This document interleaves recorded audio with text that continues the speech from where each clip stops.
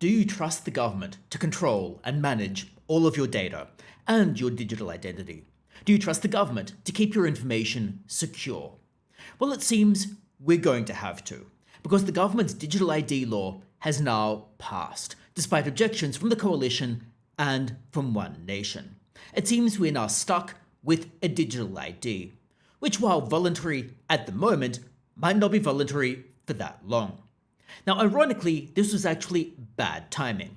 It occurred in the same week as UniSuper was recovering from a data deletion bungle, from which it only recovered because it had 3 data backups.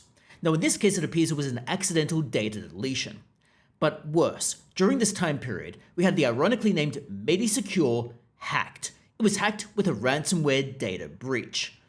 That is a bad and inauspicious start. The digital ID laws came into being contemporaneous with the UniSuper data deletion issue and a ransomware attack on MediSecure.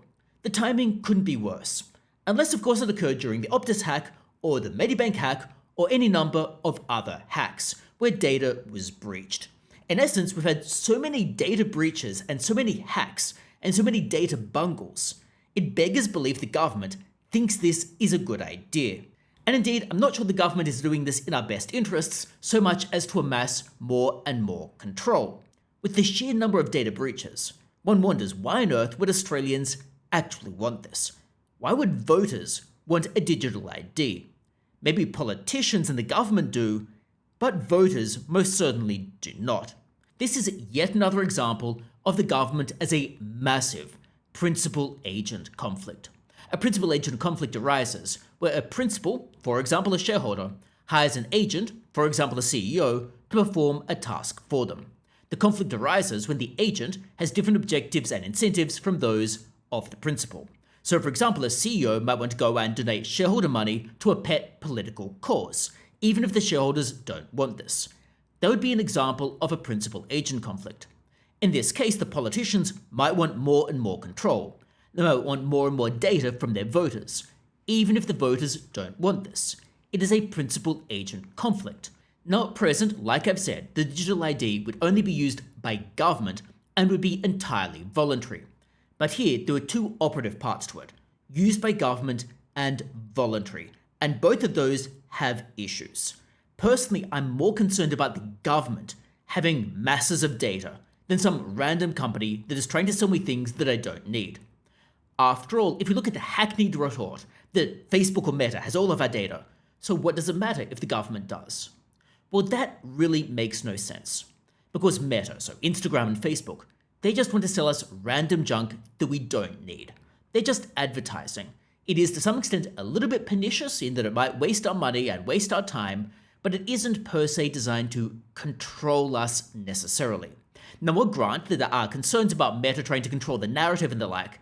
However, it is an order of magnitude less bad than the government, because the government clearly would have an interest in controlling the population, as we saw during the pandemic. And the less power the government has, the better it is.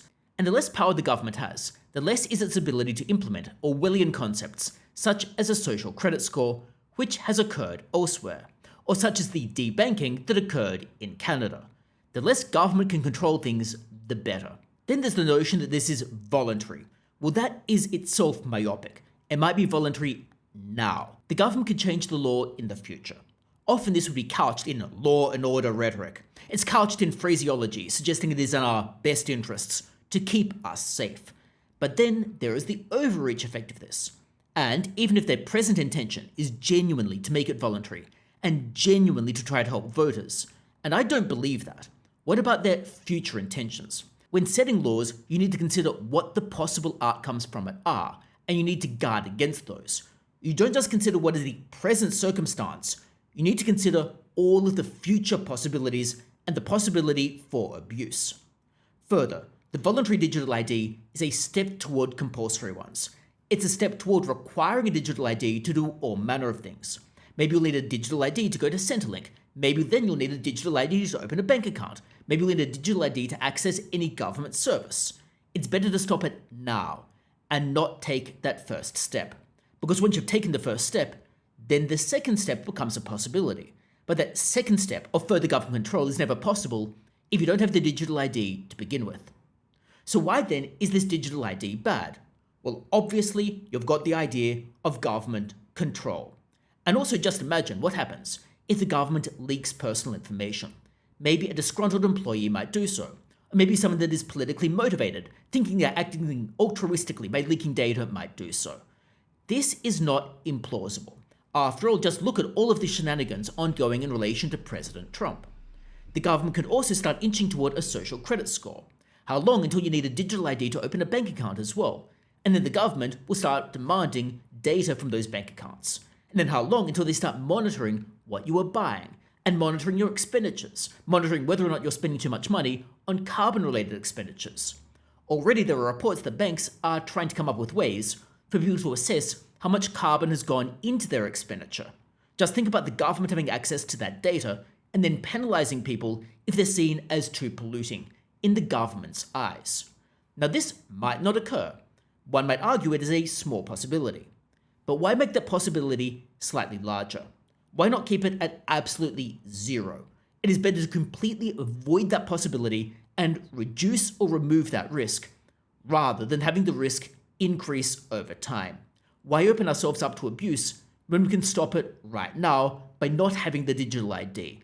It beggars belief that people can be so myopic as to think there won't be mission creep in relation to the digital ID, and that things won't get worse when the government has a taste of potential power and can see what it could do with additional information if it gets access to it. Now, the Labour Party, of course, has shown a tendency toward ever more government control, which means they have no credibility here, they have no trust here. The Labour Party doesn't get goodwill. It dovetails, for example, into their misinformation bill, their attempt to clamp down on so-called misinformation while exempting themselves from that prohibition. The government has exempted itself from any scrutiny about whether its information is misinformation. It is absurd. Then there's the reliance on the E-Safety Commissioner. The E-Safety Commissioner, or E-Karen as she's colloquially known, has clearly gone overboard, trying to censor footage of the stabbing of Bishop Mari Emanuel, which, as I've talked about in prior videos, is footage of an actual incident that people should be able to see so they can cross-validate what the reporting is. Otherwise, they would just have to trust what the media says, and that is a bad position to be in. It also correlates with Jim Chalmers and his emphasis on central planning, as we saw in the recent budget. Jim Chalmers seems to want to control the economy. Anthony Albanese seems to want to control information and how that gets out there. They appear to want more and more control. The ALP seems to be obsessed with more government control. Maybe they think they know best. Maybe they're just control freaks. Maybe it's both. Now, of course, the Liberal Party doesn't get off the hook here. They've been unfortunately inconsistent. The Liberal Party itself actually floated the idea of a digital ID and drafted a bill before dropping the idea. At least they dropped the idea, but they shouldn't have opened Pandora's box. Also, parts of the Liberal Party have gone all in on the E-Safety Commissioner. However, the Liberal Party needs to stand up for being the party of freedom if they want to make any progress against the ALP. At the moment, the Liberal Party just seems a little bit inconsistent. They don't have message cut through. They don't really know what they stand for. It appears they vacillate too much between positions. If they stand for being the party of freedom, that might be a winning line. It might be a winning line to go to voters and say, we stand for you having more liberty, more freedom, being able to do what you want, reducing government control. However, they don't seem to have much of a willingness to do this.